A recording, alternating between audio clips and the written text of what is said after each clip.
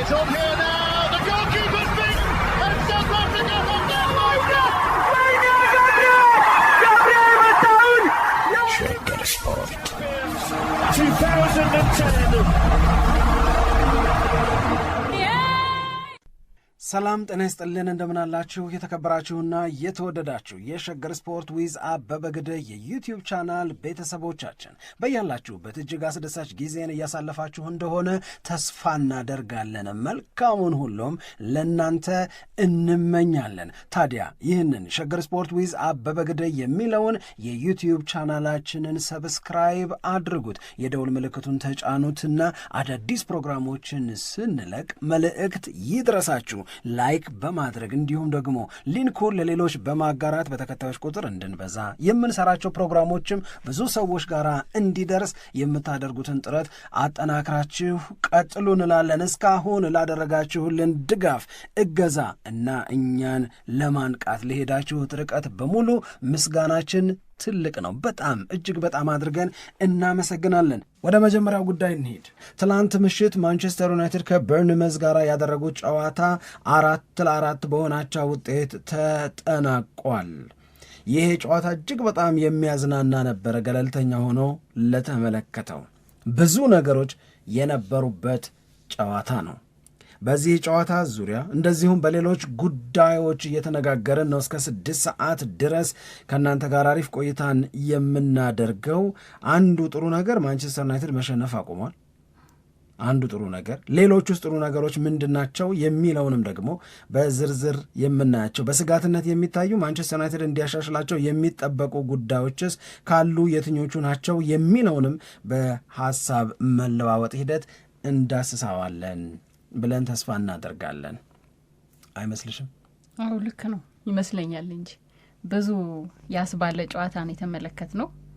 ይህንን ጨዋታ በተመለከተ ያው የአድማጮቻችንን ማስተያየት እንፈልጋለን። ምንድነው የተሰማቸው የሚለውን ነገር። በጣም ያዝናና ጨዋታ ነበር። ለማንቸስተር ዩናይትድ ደጋፊ በጣም ከፍተኛ የሆነ የስሜት ውጣ ውረድ የታለፈበት ጨዋታ ሊሆን ይችላል። ግን ለገለልተኛ እግር ኳስ ተመልካች ግን በእኔ ትንሽ የምለየው ነው የማንቸስተር ዩናይትድም ደጋፊ ቢሆን የእውነት ለመናገር ከዚህ ጨዋታ በኋላ ፕራውድ ማድረግ አለበት ብዬ ነው ማምነው። ፕራውድ የሚያደርጉ ሞመንቶች ነበሩ፣ ግን ለምን ብለን ደግሞ የምንጠይቃቸው አሁንም ትላንትና ያልነው ነገር አለ አይደለም። ለምሳሌ ማንቸስተር ዩናይትድ ራስን ለማሻሻል ራስን ወደ ተፎካካሪነት ለማምጣት የእንግሊዝ ፕሪሚየር ሊግን ዋንጫ ለማሸነፍ ወደሚያስችል አቅም ከፍ ለማለት እየተሰራ ያለ ማንቸስተር ዩናይትድ ነው። አሁን ፕሮሰስ ላይ ያለ ማንቸስተር ዩናይትድ ነው። ስለዚህ ይሄ ፕሮሰስ ላይ ያለ ማንቸስተር ዩናይትድ ከአምናው ይልቅ ዘንድሮ በጣም በብዙ እጅጉን ተሻሽሏል ብለን የምንጠቅሳቸው ነገሮች አሉ። አሁን የምናገራቸው ነገሮች እውነት መሆናቸውን ማሰብ በጣም ከባድ። እውነት ለመናገር ባለፈው የውድድር ዓመት ማንቸስተር ዩናይትድ አንዱ ድክመቱ ምንድን ነበረ ካልን ተጋጣሚዎቹ ላይ ጎል ማስቆጠር አይችልም። ማንቸስተር ዩናይትድ ጎል በማስቆጠር 1-2 ቡድኖችን ብቻ ነበር የሚበልጠው። ዘንድሮስ ብትይ ከማንቸስተር ሲቲ ቀጥሎ በፕሪሚየር ሊጉ ብዙ ጎል ያገባው ቡድን ማንቸስተር ዩናይትድ ነው። ተጋጣሚዎቹ ላይ ጎል እያስቆጠረ ነው። ይሄ ማለት አምና እንደ ችግር እንደ ክፍተት ይታይ የነበረውን ነገር ዘንድሮ በጥንካሬ እንዲነሳበት ማድረግ ችሏል ማለት ነው።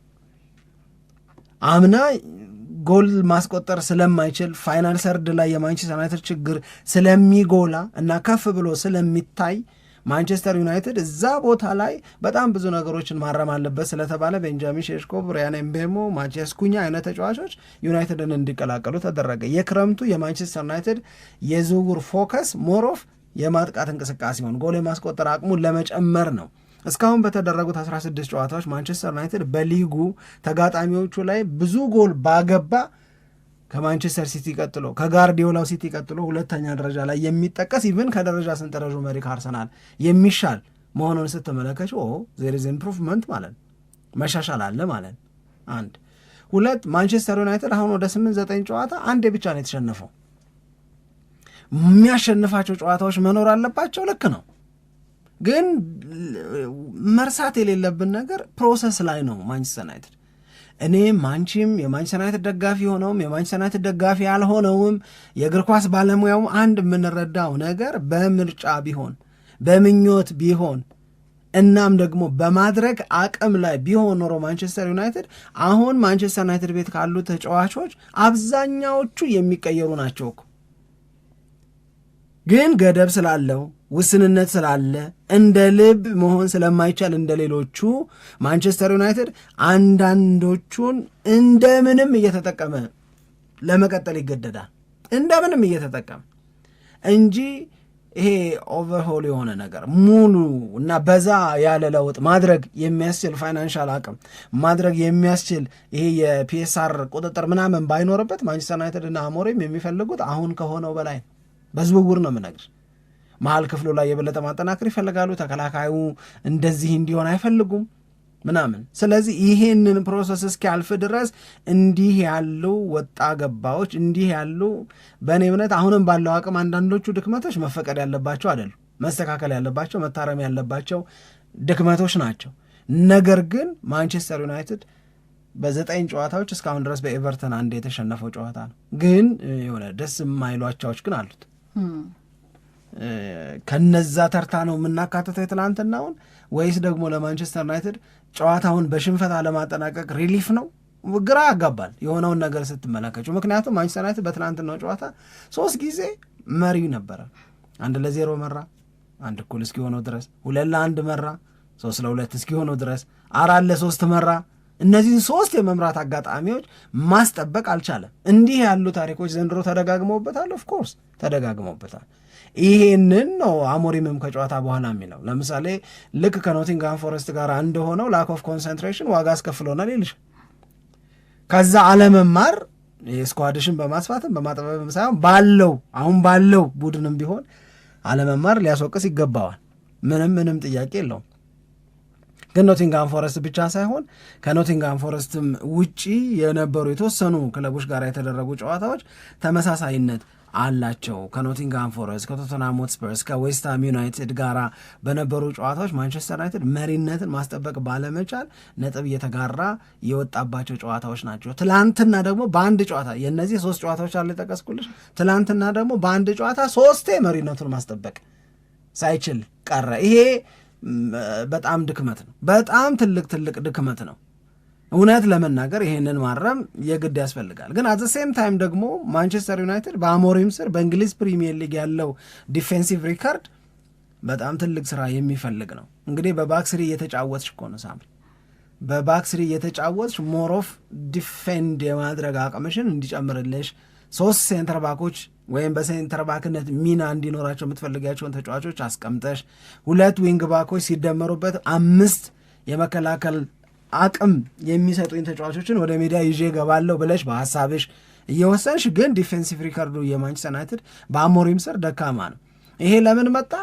በሐሳቡ ላይ ሚና እንዲኖራቸው የተደረጉት የማንቸስተር ዩናይትድ ተጫዋቾች ይሄንን ሐሳብ ኢምፕሊመንት ከማድረግ ሜዳ ላይ ተግባራዊ ከማድረግ አንጻር ያለባቸው ክፍተት ያመጣው ሊሆን ይችላል።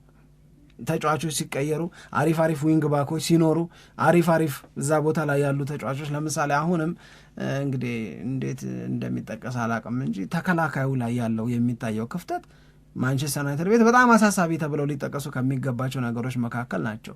አሁን የምናገረው እውነት አሳሳቢነቱን በደንብ አጉልቶ ሊያሳይ ይችላል። ማንቸስተር ዩናይትድ በአሞሪም ስር 43 የፕሪሚየር ሊግ ጨዋታ ነው የተጫወተው። በ43 የፕሪሚየር ሊግ ጨዋታ 6 ክሊን ሺት ነው ያለ። ይሄ ጥሩ ሪከርድ አይደል? በማንቸስተር ዩናይትድ ደረጃ እንዲሆን የሚፈለግ አይደለም። ፕሮሰሱ ግን ሄዶ ይሄንንም እንዲቀየር፣ እንዲለወጥ፣ እንዲሻሻል፣ የተሻለ እንዲሆን ለማድረግ ይችላልም ተብሎ ነው የሚጠበቀው። በእነዚህ 43 ጨዋታዎች ማንቸስተር ዩናይትድ 68 ጎሎች ገብተውበታል።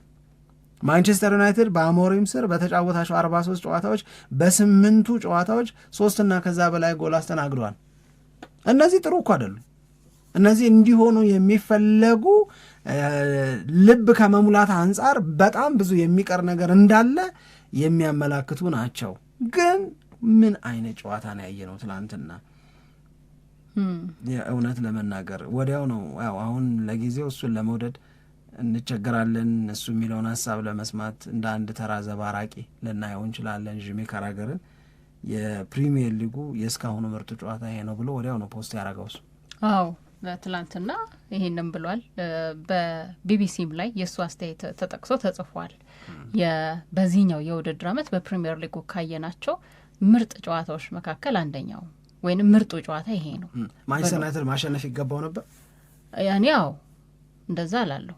የተሻለው ቡድን ስለነበር የተሻለው ቡድን ብቻ ሳይሆን እንዳልከው 3 ጊዜ የመምራት አጋጣሚን ስላገኘ አንድ ጊዜ የመምራት አጋጣሚ አገኘ አልተጠቀመም እንበል፣ ሁለቴ አላገኘም አልተጠቀመም እንበል፣ ግን በሶስተኛው መጠቀም ነበረበት። የበለጠ እኔ የማንቸስተር ዩናይትድ ደጋፊዎችን ያስቆጫል ብዬ የምናገረው ነገር ይሄ ነው። እንደውም በጨዋታው ላይ እንዳየነው ከሆነ ማንቸስተር ዩናይትድ በተለይ በመጀመሪያው 45 ላይ በጣም በጣም የተሻለው ቡድን ነበረ ማንቸስተር ዩናይትድ ስፔሻሊ እስከ 30ኛ ምናምን ደቂቃ አካባቢ ደግሞ በጣም አሪፍ ነበር። እኔ ስጋት ነበረኝ ግን ማለት አጀማመራቸውን ሳይ በጣም ጨዋታውን የማሸነፍ ፍላጎታቸው ጥሩ ነው የነበረው። እንቅስቃሴው በጣም ያምራል።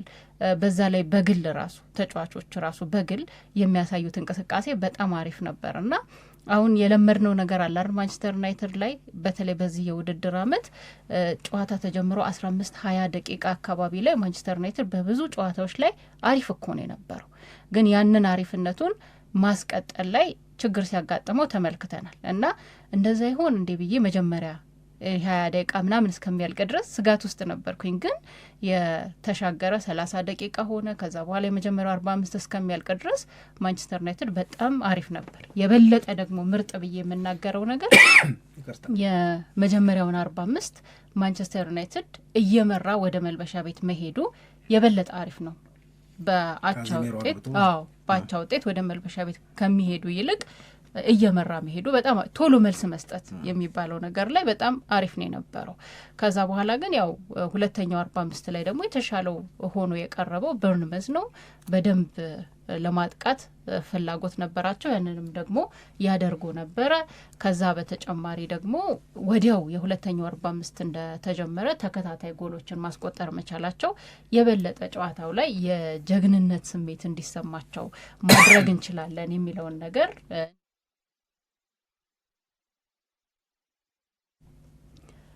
አድርጓቸዋል ብዬ ነው ማስበው። ለማንኛውም ግን ቅድም ላልከኝ ነገር እኔ የምመልሰው የማንቸስተር ዩናይትድ ደጋፊዎች በትክክል የሚቆጩበት ጨዋታ ነው ብዬ ነው ማስበው። ቢያንስ በቃ መምራት የቻሉበት ተደጋጋሚ አጋጣሚ ስለነበረ ያንን ተደጋጋሚ አጋጣሚ ማስቀጠል ይቻል ነበር። 100 ምናምን ደቂቃ ነው ኳሱን ራሱ ያየ ነው። ግን የመጨረሻዎቹ ደቂቃዎች ደግሞ ለማንቸስተር ዩናይትድ የበለጠ ፈታኝም ነበሩ። አሁን ለዛ ነው አሁን ጥያቄውን ያነሳሁት የማንቸስተር ዩናይትድ ቡድን የትላንትናውን ጨዋታ ማሸነፍ ነበረበት ወይ ስንል ሜዳ ላይ ካለው እውነት ተነስተን ነው። የእውነት ለመናገር ሙሉውን 100 ደቂቃ ነው አክቹዋሊ የሆነው። በዛ ሙሉ 100 ደቂቃ ውስጥ የነበረውን እንቅስቃሴ ከግምት ውስጥ ስናስገባ የተወሰኑ ሞመንቶች ላይ በርንመዝ አሪፍ የነበረባቸው አሉ። የተወሰኑ ጊዜያቶች ላይ ማንቸስተር ዩናይትድ የተሻለ ቡድን ሆነው የታየባቸው ቅጽበቶች አሉ። እነዛንና የቁጥሮቹ መረጃዎች ሙሉ የነበሩትን አጠቃላይ ፈርስት ሃፍ ላይ ሰከንድ ሃፍ ላይ የሆኑትን ነገሮች ከግምት ውስጥ ስናስገባ የጨዋታው የመጨረሻ ደቂቃም ላይ የሆነውን ነገር ከግምት ውስጥ ስናስገባ በተወሰነ ደረጃ ያቻው ውጤት ፌር ይመስላል። በተወሰነ ደረጃ ግን አጠቃላይ ኦቨርኦል አሰስመንት ስትሰሪ በተለይ ሴኒ ላሜንስ ያዳናቸው የመጨረሻዎቹን 2 ኳሶች ከግምት ውስጥ ያስገባና ልንሸነፍ ነበር እኮ ከመሸነፍ ነው የዳን ነው የሚል ስሜትን የሚይዝ የዩናይትድ ደጋፊ ወይም የእግር ኳስ ወዳጅ ሊኖር ይችላል። ለእኔ ትላንትና የታየው ማንቸስተር ዩናይትድ የእውነት ለመናገር ለእኔ በጣም በጣም በጣም የሚያምር ማንቸስተር ዩናይትድን አይቻለሁ። ትላንት የሚያምር ማንቸስተር ዩናይትድን አይቻለሁ። አሪፍ ነበር ማንቸስተር ዩናይትድ። ስለዚህ እኔ አሁን ኦቨርኦል ፈርስት ሃፍ ሲደመር ሰከንድ ሃፍ ሲደመር ስታቲስቲክስ አይን የሚያየው ቁጥሩም የነገረኝን ነገር ስናስበው እኔ ዋንቻ ሀሳብ ዩናይትድ ማሸነፍ ነበረበት ነው ያልሽው። እኔ የሚያስቆጫል ይገባው ነበር ነው ያልኩት። 3 ስለመራ አይደል የምለው 3 ስለመራ ሳይሆን አሁን የምነግርሽ ነው የቁጥር መረጃዎች 2 4 ጎል አግብተዋል። በኤክስጂ ብትወስጂ የማንቸስተር ዩናይትድ ኤክስጂ 3.3 ነው። በጣም ብዙ ነው። የእነሱ 1.6 ነው የነበረው። ያ ማለት የማንቸስተር ዩናይትድ ከጥፍ በላይ ነው ከበርንመዝ የነበረው። አጠቃላይ የተደረጉ ሙከራዎችን ስንመለከት ማንቸስተር ዩናይትድ 24 ሙከራዎችን አድርጓል። 11 ነው በርንመዝ ያደረገው። ኢላማቸው ነው የጠበቁ ሙከራዎች አሁንም የማንቸስተር ዩናይትድ ይበልጣሉ፣ 8-6 ነው። የኳስ ቁጥጥር ማንቸስተር ዩናይትድ ይበልጣል፣ 56% የኳስ ቁጥጥር ነበረው፣ በርንመዝ 44 ነው። ስለዚህ እነዚህን ነገሮች ከግምት ውስጥ አስገቢ ማንቸስተር ዩናይትድ ማሸነፉ የነበረውን 3 የመምራት አጋጣሚ ብቻ ሳይሆን እንቅስቃሴው ያምር ነበር። በጣም አሪፍ ነገሮች ነበሩት። ግን ያው ቡድን ማለት ስታጠቂ ወይም ወደ ማጥቃት ስትሄጂ ባለሽ ውበትና ባለሽ ጥንካሬ ባለሽ አስፈሪነት ብቻ ሳይሆን ወደ አንቺ ሲመጡ ባለሽ እዛ ጋር ያለ መዝረክረክ ደግሞ ዋጋ የምትከፊበት ነው። ያንን በደንብ ማረም የሚገባ ይመስለኛል። በተለይ እኔ ማንቸስተር ዩናይትድ አሁን ካልኩት 3 ጊዜ መርቶ ያንን አጋጣሚ መጠቀም ካለመቻሉ በተጨማሪ ደግሞ ቀጥሎ የሚሆነውን ነገር ስታስብ ቀጥሎ የሚሆነው ነገር ማለት ከአስቶን ቪላ ጋር ነው ጨዋታውን የሚያደርገው። 1 2ኛ ማዝራዊ እንደዚሁም ደግሞ አማዲያ የለም ግን አማዲያሎ ከዛ በተጨማሪ ደግሞ ኤምቤሞ የሌሉበት ጨዋታ ነው። ከዚህ ኤምቤሞ ኖሮ እንደ ትናንትና የሚሆን ከሆነ አይኑር እኔ ስፔሻሊ ሰከንድ ሃፍ እኔ ፈርስት ሃፍ ላይ ደህና ነው የነበረው። አይኑር እንደ ትላንቱ ከሆነ ነው አይሆንማ። አሁን ትላንትናም ለምሳሌ አንድ በጣም የሚገርም ኳስ ተሻግሮለት በግቡ አናት ላይ ነው የሚልከው የነበረው። በጣም ጎል የማስቆጠር ፍላጎቱ ከፍ ያለ እንደነበረ አይተናል። እሱ ይኸውልሽ ጀግና ሆኖ ለመውጣት መፈለግ ኤምቤሞ ላይ ብቻ አይደለም ያለው፣ ሌሎቹም የማንቸስተር ዩናይትድ ተጫዋቾች ላይ ጎል በራሳቸው ለማስቆጠር በሚያደርጉት ጥረት በተሻለ ሁኔታ ላይ ላለው የቡድን ጓደኞቻቸው ኳስ ለማቀበል ሲቸገሩ ወይም የተሻለ ሲቹዌሽን ለመፍጠር ሲያቅታቸው እኮ አይተናል። ኤምቤሞን ብቻ አልወቅስም በዚህ የሆነ ሄሮ መሆን መፈለግ አለ በብዙዎቹ በተለይ ማጥቃት እንቅስቃሴው ላይ ተሳትፎ በሚያደርጉት የዩናይትድ ተጫዋቾች። ለምሳሌ አማድ በሚገርም መልሶ ማጥቃት በሁለቱ ተጫዋቾች መሀል ጭምር አልፎ እሱ ሲመታው ተንሸራቶ ብሎክ ያደረገበትን ኳስ እዛው አካባቢ ለነበረው ለሜሰን ማውንት መጀመሪያውኑ ሰጥቶት ቢሆን ኖሮ ማንቸስተር ዩናይትድ የተሻለ ተጨማሪ ጎል የማስቆጠር እድል ነበረው። ተመሳሳይ ማቲያስ ኩኛ ላይ ታነሻለሽ፣ ብሪያን ኤምቤሞ ላይ ታነሻለሽ። ግን የብሪያን ኤምቤሞ እኔ ዘላስ ተከታታይ ጨዋታዎች ላይ የማይበት ድክመት አለ። ትላንትና ግን በጣም የጎላ ነበረ። እንደውም እሱን ቀይሮ ለማስወጣት አሰልጣኙ ዘግይቷል ብዬ ነው ማምነው ነኝ። ትላንት ስፔሻሊ ሁለተኛው 45 ላይ እኔም የኤምቤሞን እንቅስቃሴ አልወደድኩትም። ትላንት ሙሉ 90 ደቂቃውን በጣም አሪፍ የነበረው ማቲያስ ኩኛ ነው። ማቲያስ ኩኛ በጣም የሚገርም እንቅስቃሴ ነበር ሲያሳይ የነበረው። ብሩኖ ፈርናንዴዝም እኔ ብሩኖ ፈርናንዴዝ ያሳዝነኛል ሁሉ አንዳንድ ጊዜ አሁን ጨዋታው ሲያልቅ አይተህ ከሆነ ከሁሉም ተጫዋቾች በላይ የስሜት ስብራት የሚታየው ብሩኖ ፈርናንዴዝ ላይ ነው። ደግሞ ጨዋታው ላይ በቃ ማድረግ ያለበትን ነገር በሙሉ አድርጓል። ግን በቃ በዚህ ሁኔታ ጨዋታው መጠናቀቅ የለበትም፣ ይሄ ፍጹም ተቀባይነት የለውም የሚለውን ስሜት ብሩኖ ፈርናንዴዝ ገጽታ ላይ ፊቱ ላይ በደንብ አድርገ ነው የምታነበው። ሀዘን ነበረው፣ የመከፋት ስሜት ነበረው ጨዋታው ሲጠናቀቅ ስንመለከተው ማለት ነው። ግን ቅድም ወደ አነሳሁት ነገር ለመመለስ የበለጠ በቃ ማንቸስተር ዩናይትድ ይህንን እድል ተጠቅሞ ቢሆን ኖሮ አሪፍ ነው የሚለውን አንድ የሚያነሳሁት ቀጣዮቹ የሚመጡት ጨዋታዎች ላይ ወሳኝ የሚባሉ ተጫዋቾቹም ስለሌሉ በአፍሪካ ዋንጫ ምክንያት አሁን ኦፊሻል ተብሎ አማድ ዲያሎም እንደዚሁም ደግሞ ኤምቤሞም ብሔራዊ ቡድናቸውን እንደተቀላቀሉ መረጃዎች ወጥተዋል። ስለዚህ እነሱ በሌሉበት ስለሆነ ጨዋታው የሚደረገው ጠንከር ያሉ ጨዋታዎች አስቶን ቪላ፣ ኒውካስል ዩናይትድ ስለሆነ ጨዋታቸውን ከማንቸስተር ዩናይትድ ጋር የሚያደርጉት ይህንን እድል መጠቀም ለማንቸስተር ዩናይትድ የበለጠ አሪፍ ነበር። ምክንያቱም ቀጥለው የሚመጡ ጨዋታዎች በጥንካሬም እንደዚሁም ደግሞ ዋና የሚባሉ ተጫዋቾችን በቡድን ውስጥ የማይካተቱበት ስለሆነ የበለጠ እድላቸውን ከፍ አድርገው የማንቸስተር ዩናይትድ ተጫዋቾች ይህንን ጨዋታ ቢያጠናቅቁት ኖሮ አሪፍ ነበር ብዬ ነው ማስበው። ግን ቀጣይ ጨዋታዎች ላይ ደግሞ ምን ነገር ሊፈጠር ይችላል የሚለው ላይ እኔ አሁን ስጋት አለኝ። በተለይ የማንቸስተር ዩናይትድ የመከላከል እንቅስቃሴ እንደዚህ ነው ወይ የሚሆነው? ካዚሚሮ በሚቀጥለው ጨዋታ ላይ አይኖርም አይደል? በ5 ቢጫ ምክንያት አይኖርም። ሄቨን ትላንትና በቃ ከአቅሙ በላይ እኮ ነው እኔ ስረዳው። እኔ እንደዛ ነው የተረዳሁት። በቃ ከአቅሙ በላይ ነው፣ ምንም ማድረግ አልቻለም፣ አቅቶታል። ማዝራዊ የለም እና በእንደዚህ አይነት የመከላከል ክፍተት ቀጣዮቹን ጠንካራ ጨዋታዎች ማንቸስተር ዩናይትድ እንዴት ይወጣል የሚለው የበለጠ የሚያሳስብ ይመስለኛል። አንድ አሪፍ ነገር ማንቸስተር ዩናይትድ ለእንደነዚህ አይነት ጠንካራ ጨዋታዎች የሚሰጠው ምላሽ ደግሞ ብዙ ጊዜ ጠንካራ ሆኖ እናገኘዋለን። እሱን ተስፋ ማድረግ የሚቻልም ይመስለኛል። ግን ፖይንቱ መሆን ያለበት አንደኛ ማንቸስተር ዩናይትድ መስራት አለበት ብዬ የማስበው ጌምን መቆጣጠር ላይ፣ በተለይ በቅርብ ባየናቸው ቅድም በጠቀስኳቸው ጨዋታዎች ላይ ጌምን መቆጣጠር፣ በተለይ መሪ ከሆንሽ በኋላ 1 ጎል 2 ጎል ካገባሽ በኋላ ያለው ጨዋታውን የመቆጣጠር እና በጨዋታው ላይ የሚያስፈልግሽን ነገር ይዞ ለመውጣት ሜዳ ላይ መደረግ ያለበትን ነገር ከማድረግ አንጻር በጣም ብዙ ክፍተቶች አሉበት። ይሄንን አንዴ ሳይሆን 2ም 3ም እያየነው ነው የምንገኘው እና መሪነትን እንዴት ነው ማስጠበቅ ይህንን አሁን የምናየውን ያህል ሊያቅተው ይገባል ብዬ አላስብም። የመጀመሪያው ነገር እሱ ነው። ሁለተኛው በክሪስታል ፓላስ ጨዋታ ላይ የሆነው ነገር እኮ ነው ትንሽ የተለየው። ማንቸስተር ዩናይትድ ከክሪስታል ፓላስ ጋር ሲጫወቱ መሪነቱን እያሰፋ ሄደ እንጂ በሌሎቹ ጨዋታዎች ላይ ስትመለከች ሲመራ ማንቸስተር ዩናይትድ በጣም ይቸገራል ጨዋታውን ለመቆጣጠር። ይሄ ደግሞ አክሰፕተብል አይደለም የሚለውን ነገር እናነሳለን። ሁለተኛው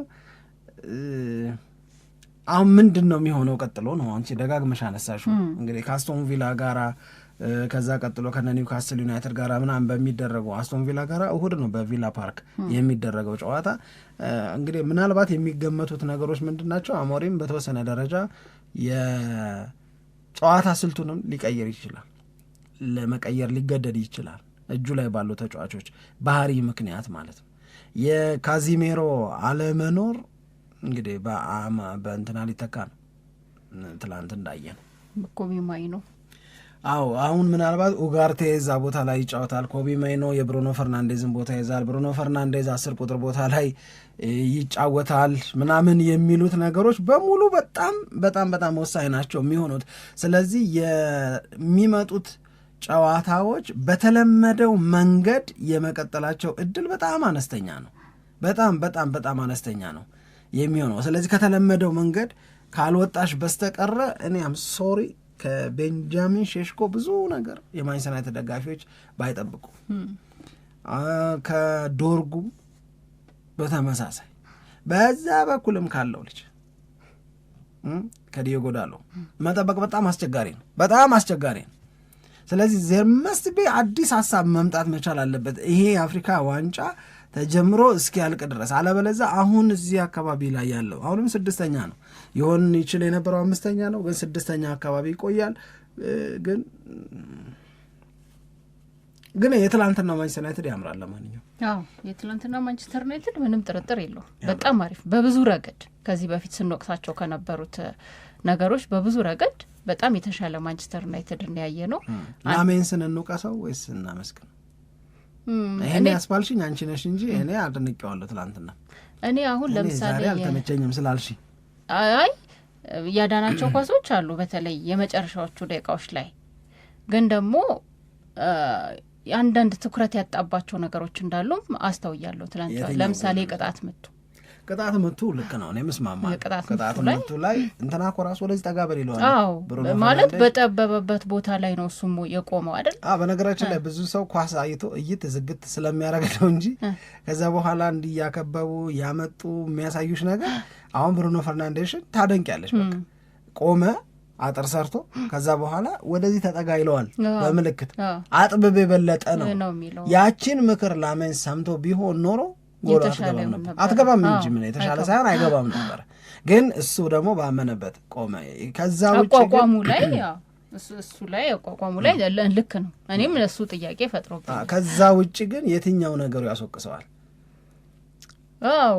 እኔ አሁን ጥያቄ ያለኝ እሱ ላይ ነው። ይሄም እንግዲህ ኤክስፔሪየንስ ሊሆን ይችላል። ያው ግብ ጠባቂ እኮ ብዙ ጊዜ እኛም በፕሮግራማችን ላይ የምናነሳው ነው። ምንም ስህተት አይስሩ አይደለም፣ ስህተት ጨዋታ ላይ የሚያጋጥም ነገር ነው። ግን ከሰራው ይሄም ስህተት ከሆነ ከሰራው ስህተት በላይ እኔ ጀግንነቱ ነው የሚበልጥብኝ። አንደኛ ዩናይትድን ማገልገል ከጀመረበት ጊዜ አንስቶ ማንቸስተር ዩናይትድ በበረኛ ስህተት ተሸነፍኩ ማለት አቁሟል። ይሄ ቀላል ነገር አይደለም። ሁለተኛ እነዛ የመጨረሻ ደቂቃ የግንባር ኳስ እንደዚሁም ደግሞ በእግር የተመታውን ኳስ በእግሩ እና በእጁ ያዳነባቸው አጋጣሚዎች ጨዋታው 5-4 እንዲያበቃ ሊያደርገው ይችላል። በነገራችን ላይ ልክ 8 ደቂቃ ከተጨመረ በኋላ ማንቸስተር ዩናይትድ አይተሹ ከሆነ አብዛኛው ኳሱን መግደል የፈለገው በርንመዝ ነበር እና እንደፈለጉት አድርገው ገደሉት። የእጁር ወራ ሲኖር ኳስ ይመርጣሉ፣ አንዴ ጥላሉ፣ ያንን ያነሳሉ፣ አንተ ወርውር ይባባላሉ። በቃ እነሱ ለመጠቀም በሚችሉበት ሁኔታ ውስጥ 8 ደቂቃ ሙጭጭ አድርገው በሏት። በዛ ሂደትም ግን ማንቸስተር ዩናይትድ አንድም በብሩኖ ፈርናንዴዝ አንድም በማቲያስ ኩኛ የተወሰኑ እድሎችን ማግኘት ችሎ ነበረ። ትምህርት ያለው ግን በጣም የሚያምር ጨዋታ ግን አይተናል ትናንትና። በጣም በጣም በጣም በጣም የሚያምር እና እኔ ሶሪ 4-4 ወጣ ማንቸስተር ዩናይትድ ብለው የተቆጩ የዩናይትድ ደጋፊዎች ከሆኑ አሁን ከሚሰሙን መካከል ሶሪ ብዬ ግን እኔ ብራቮ ዩናይትድ እላለሁ። አዎ ይሄ ሲደጋገሙ የምትፈልገው አይነት ፐርፎርማንስ እንደዚህ እየተጫወተ ይሄ በክብር ደስ የሚል እኔ በቃ ብራቮ እላለሁ ብቻ። አሪፍ ነበረ። በጣም በጣም አሪፍ ነበር። በጣም አሪፍ ነበር። በጣም ኢንተርቴን ያደርጋል። በጣም ይገርማል። እንደ ማንቸስተር ዩናይትድ ሰው ሲታሰብ ጉድለቶቹ ያበሳጫሉ አውቃለሁ። እንደ ገለልተኛ ሰው ሲታሰብ ግን ከዚህ በላይ ከእግር ኳስ የምትፈልጊው ነገር ያለ የማታ 5 ሰዓት ጨዋታ መሆኑን ራሱ አታስተውሉ። በፍጹም በጣም የሚገርም ጨዋታ ነበር እና ለዚህ ደግሞ ነው ክሬዲቱን የምሰጠው ለዩናይትድ። እሺ ለማንኛውም የትላንትናውን ጨዋታ በተመለከተ አድማጮቻችንስ አስተያየታችሁ ምንድን ነው? ከአንዴ ልጠይቅ እንጂ ጥያቄ እኮ ሌላ እንጂ። እሺ አህመድ፣ ማዝራዊ፣ ኤምቤሞ ይሄዳሉ አልሽ። በማን መሄድ ማንቸስተር ዩናይትድ የበለጠ ይጎዳል? በሶስቱም እንዳትኛ አንድ ሰው ነው የፈለኩት። በየራሳቸው የሆነ ክፍተት ሊፈጥሩ ይችላል፣ ግን ከሶስቱ ይበልጥ ማንን ነው ማንቸስተር ዩናይትድ ሚስ የሚያደርገው? አማድን ነው ወይስ ኤምቤሞን ነው ወይስ ማዝራዊን ነው? ማዝራዊ። ምክንያት አለች። በጣም የመከላከሉ ሁኔታ እየሳሳ ነው ማንቸስተር ዩናይትድ ላይ እና ትላንትናም የሱ አለመኖር እንደገና የማቲያስ ዴላይትም አለመኖር ማንቸስተር ዩናይትድን ዋጋ እያስከፈለው ነው እና የበለጠ ይጎዳል ብዬ አስባለሁ። ምክንያቱም በቃ እንዳልኩ ነው አሁን በዩሮ እንደገና በሄቨን ነው ማንቸስተር ዩናይትድ እየተከላከለ ያለው እና የበለጠ ደግሞ የመጨረስ አቅም ያላቸው ሌሎች ክለቦች ከማንቸስተር ዩናይትድ ጋር ሲጫወቱ ቀላል ሊሆንላቸው ነው ማለት ነው። በጣም በትኩረት መከላከል ይፈልጋል እና በተለይ የመከላከሉ ጉዳይ ላይ ያሉት ሌሎች ተጫዋቾች እያየናቸው ስለሆነ የሚሰጡት አገልግሎትም ስለሳሳ ተቀይሮ ገባት ነው። ግን አንደኛውን ኳስ የእውነት ለመናገር እንዳይገባ ማድረግ ይችላል። ለምን ያንን አግሬሲቭነሱን ለምን ያንን ኢነርጄቲክ የሆነውን ባህሪውን ለምን ድሮፕ እንዳደረገ አላቅም። ግን መጠነኛ እግሩን ሰንዘር ቢያደርግ ብሎክ ለማድረግ ይችላል። ኦፍኮርስ የፈራ የሚመስለኝ ምንድነው ያንን ባድረግ ፍጹም ቅጣት ምት አሰጣለሁ ብሎ ሊሆን ይችላል። ልጁ በነጻነት ግን እንዲመታ መደረግ አልነበረበትም። የሆነ ወቅት ላይ ደግሞ እንትና ያገባው ሴሚኒዮ ያገባው ሉክሻው የተሳሳተው ስህተት ነው። እንደነዚህ ያሉ ስህተቶችን በእጅጉ መቀነስ ይኖርባቸዋል። ለእኔ በአፍሪካ ዋንጫው ምክንያት ከሚሄዱ የማንቸስተር ዩናይትድ ተጫዋቾች ዩናይትድን በደንብ ይጎዳል ብዬ የማስበው አማድም ይጎዳል እኮ አሁን ካየነው ነገር በመነሳት ነው ያልኩት። ሌላ አንድ ነገር እንደውም ያስታወስከኝ ማንቸስተር ዩናይትድ ላይ የማንቸስተር ዩናይትድ ፍጹም ቅጣት ምት ልክ ነው ልክ አይደለም መሰጠት ነበረበት አልነበረበትም የሚል ሀሳብ እኮ ነበር። ፍጹም ቅጣት ምት ማለት ይሄ ፍጹም ቅጣት ምት ሳይሆን ቅጣት ምት መሰጠት አልነበረበት አይደለ?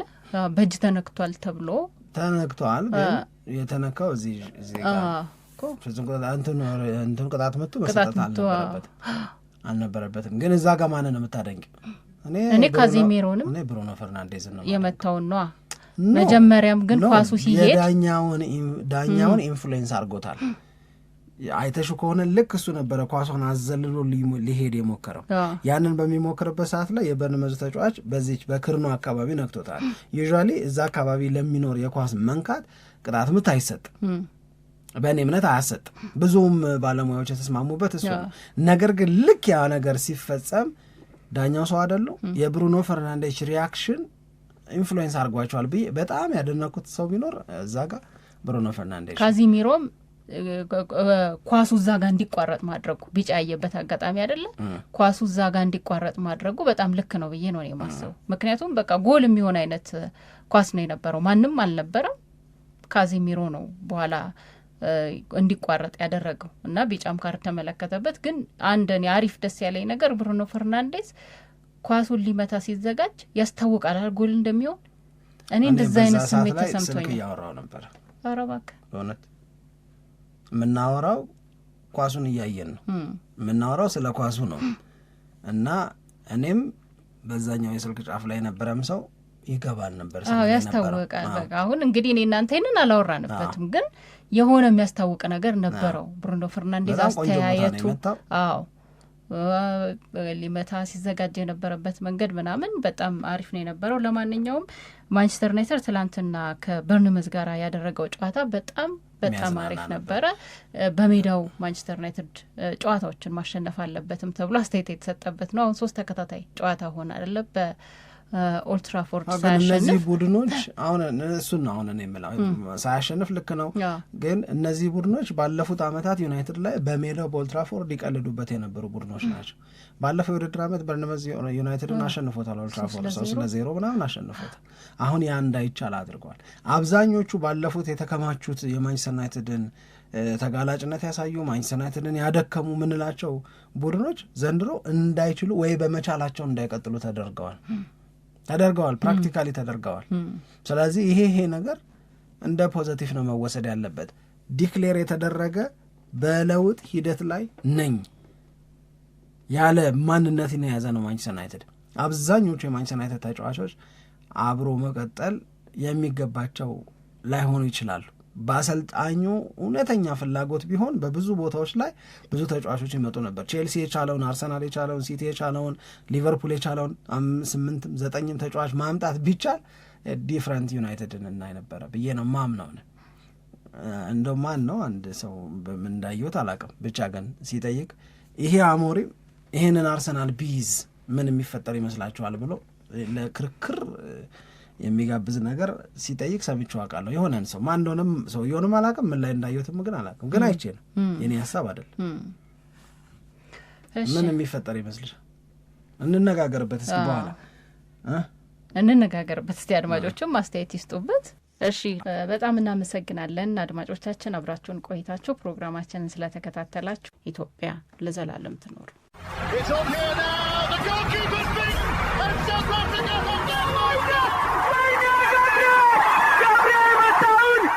Shaker Sport 2010